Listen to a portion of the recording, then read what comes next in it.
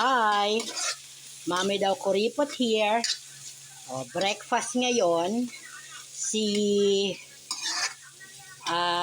ba dito? Yung aking anak kondang si Lulu ay maagang papasok. So, meron kaming natirang rice kahapon kasi nga umalis nga kami, kumain kami sa labas.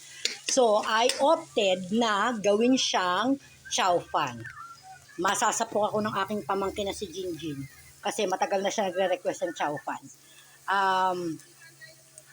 Ang buhay ng chow fan ko, ng spicy chow fan, is this chili oil na ginagawa ko. Kaya siya nagkakaroon ng distinct na lasa. Okay? Yan. And this is sweet, spicy, and savory.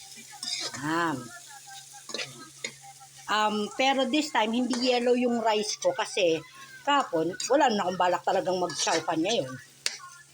Hindi ko nilagyan ng turmeric.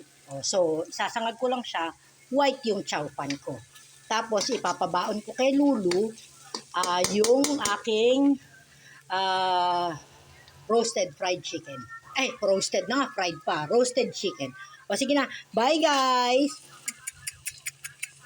Kiss yun!